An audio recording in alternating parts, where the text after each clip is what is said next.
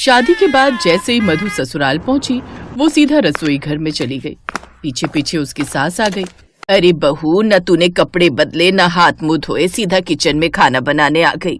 सासू माँ, आप सब ये बात अच्छी तरह जानते कि मुझे खाना बनाने का कितना शौक है। अगर तेरी यही इच्छा है तो यही सही। ठीक है सासू माँ, अब आप लोग आराम कीजिए, तब तक मैं खाना बना लेती हूँ। उसकी सास वहां से चली गई। इसके बाद मधु ने 56 तरह के पकवान बनाकर 1-2 घंटे में तैयार कर दिए।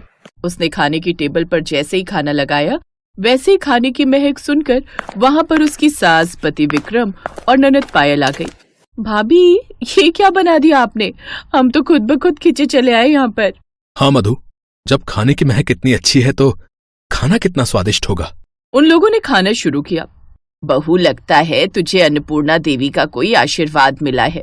तो इस तरह धीरे धीरे पूरे गांव में मधु के खाने की चर्चा होने लगी। ठंड का मौसम चल रहा था और विंटर वेकेशन भी थी। एक रोज विक्रम बहुत खुशी खुशी घर आया। माँ, बाहर बर्फबारी हो रही है और ठंड भी बहुत हो रही है।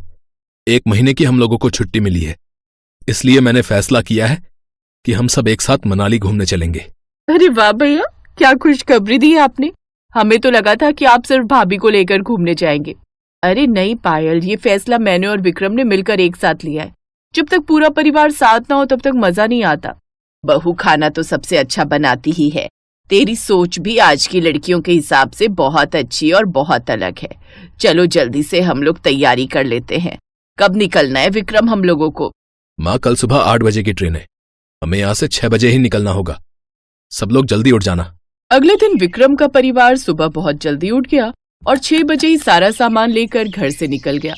वो लोग जैसे ही ट्रेन में बैठे, वैसे ही बहुत तेज बारिश होने लगी और हल्की हल्की बर्फ गिरने लगी, जिससे खिड़की से बाहर का नजारा बहुत खूबसूरत लग रहा था। पायल, ट्रेन के बाहर देखो जरा, ऐसा लग रहा है जैसे ये ट्रेन स्वर्ग में चल रही है। हाँ भाभी, क्या मस्त नजारा है। खैर, शाम तक वो लोग मनाली स्टेशन पहुंच गए। प्लेटफॉर्म पर उतरने के बाद विक्रम ने कहा, अब यहाँ से होटल तक जाने के लिए हमें मेट्रो पकड़नी होगी। अभी रास्ता यहाँ से बहुत दूर है। पहाड़ों के बीच से होकर जाती है वो मेट्रो। फिर तो बड़ा मजा आएगा। विक्रम अपने परिवार को लेकर सीधा मेट्रो स्टेशन पहुंच गया। वहाँ पर बहुत भीड़ थी क्योंकि बहुत सारे कपल वहाँ पर आए हुए थे। माँ, आप लोग यहीं रुकना, कहीं जाना मत। मैं अभी टिकट लेकर आता हूँ। भीड़ बहुत है, कहीं इधर उधर हो गई तो मैं आपको ढूंढता ही रहूंगा। यहाँ पहाड़ी इलाका है, नेटवर्क भी नहीं मिलता जल्दी। बेटा तू फिक्र मत कर, हम सब तुझे इसी जगह मिलेंगे। विक्रम जल्दी से टिकट लेकर उसी जगह पर आया, लेकिन वहाँ पर उसका परिवार मौजूद नहीं था। अब विक्रम परेशान हो गया। मैंने इन लोगों को साफ साफ बोल दिया था कि यहाँ से कहीं मत जाना, लेकिन ये लोग मेरी कभी बात नहीं मानते। अब कहाँ ढूंढूं मैं इन लोगों को? विक्रम अपने परिवार को वहीं पर आसपास ढूंढने लगा, लेकिन वो कहीं नहीं मिले। काफी देर ढूंढने के बाद वो थक कर उसी जगह पर बैठ गया। तभी अचानक पीछे से किसी ने हाथ रखा उसके कंधों पर। विक्रम ने जैसे ही पलट कर देखा तो उसका पूरा परिवार खड़ा था। अरे कहाँ चले गए थे आप लोग? मैंने आप लोगों को मना किया था ना यहाँ से कहीं जाने के लिए। अरे आप गुस्सा मत कीजिए, हम लोग यहीं पीछे छिपे हुए थे, बस आपके साथ थोड़ा सा मजाक कर रहे थे और कुछ नहीं। इतने में वहाँ पर मेट्रो ट्रेन आ गई। विक्रम भी किसी तरह अपने परिवार को लेकर उस मेट्रो ट्रेन में बैठ गया और ट्रेन चलने लगी। मेट्रो ट्रेन के अंदर से बाहर का नजारा बहुत खूबसूरत लग रहा था क्योंकि बाहर बर्फ के पहाड़ थे। भाभी, ऐसे बर्फ के पहाड़ मैंने सिर्फ फिल्मों में ही देखे हैं। पायल, ये कोई ऐसी वैसी जगह नहीं, बल्कि मनाली है। और ठंड के मौसम में यहाँ ऐसे ही पहाड़ों पर बर्फ जम जाती है, जो देखने में बेहद खूबसूरत लगती है। ट्रेन चलती जा रही थी। सभी यात्री यात्रा का आनंद ले रहे थे। ट्रेन पहाड़ के बीचों बीच चल रही थी। तभी अचानक बर्फबारी इतनी तेज हो गई कि ट्रेन की पटरी पर भी बर्फ जम गई, आसपास भी बर्फ जम गई। आप सभी यात्रियों के लिए मुझे खेद है कि ट्रेन मुझे बीच रास्ते में रोकनी पड़ी, क्योंकि इसके अलावा कोई रास्ता नहीं बचा मेरे पास। सामने बहुत ऊंची ऊंची बर्फ जम गई है। ट्रेन के आसपास भी बर्फ जमी हुई है। यहां से निकलने का कोई रास्ता नहीं है। अब जब तक बर्फबारी बंद नहीं हो जाती और सारी बर्फ पिघल नहीं जाती, तब तक हम यहां से नहीं निकल सकते। आगे खतरा हो सकता है। उस बोगी में बैठे सभी यात्री परेशान हो गए। धीरे धीरे रात हो गई, लेकिन बर्फबारी बंद नहीं हुई और वो ट्रेन वहीं खड़ी रही। भाभी, दिन से रात हो गई, हम कब तक यहाँ खड़े रहेंगे?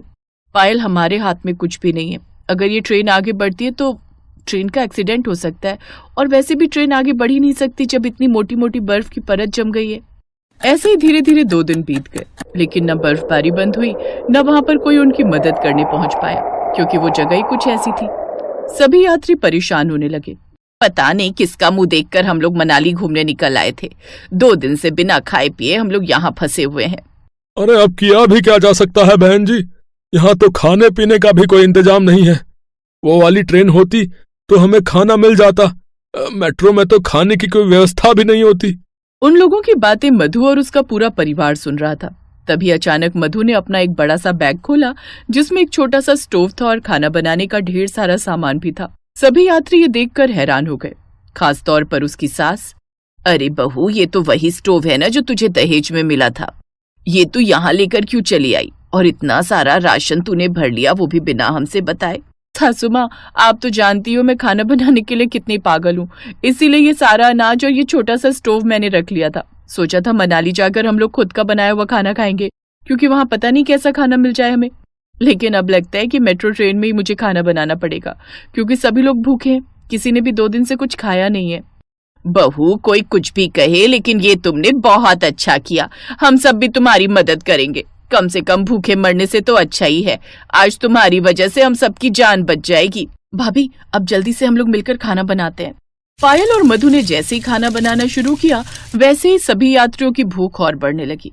उनमें से एक यात्री ने कहा, बेटा, ये क्या बना रही हो तुम? खाने की ऐसी खुशबू हमने आज तक महसूस नहीं की। जब इसकी महक इतनी अच्छी है तो खाने में कैसा होगा? अब मुझसे तो कंट्रोल ही नहीं हो रहा। आप लोग बस थोड़ा सा सब्र कीजिए, बस थोड़ी देर में खाना बनकर तैयार हो जाएगा।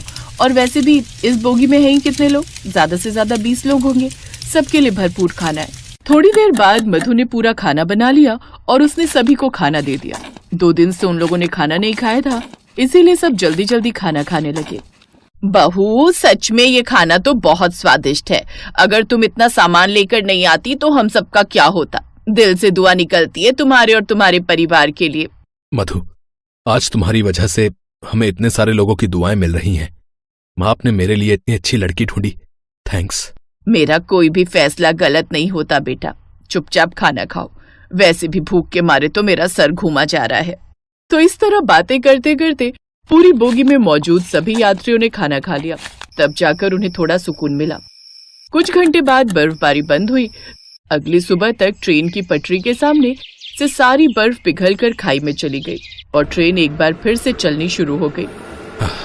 भगवान का लाख लाख शुक्र है कि कम से कम रास्ता तो क्लियर हुआ। वो मेट्रो ट्रेन प्लेटफॉर्म पर पहुंचने वाली थी, इसीलिए सभी यात्रियों ने मधु से उसका नंबर मांग लिया। बेटा, इन सबको तुम अपना नंबर दे ही दो, लेकिन मुझे तुम स्पेशली अपना नंबर दे दो। मेरा बहुत बड़ा होटल है।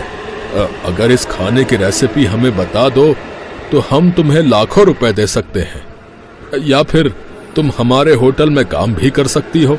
ये सुनकर विक्रम, उसकी माँ और पायल को मधु पर बहुत गर्व महसूस हुआ। उसने सभी के साथ साथ उस होटल के मालिक को अपना नंबर दे दिया। थोड़ी ही देर बाद प्लेटफॉर्म आ गया और सभी लोग मनाली घूमने लगे।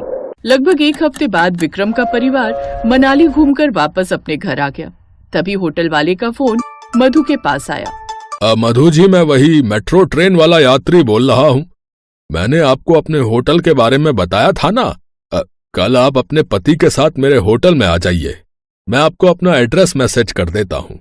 मधु अपने पति के साथ होटल पहुंची।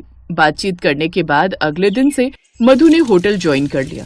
होटल में मधु मेट्रो में खाना बनाने वाली बहू के नाम से फेमस हो गई।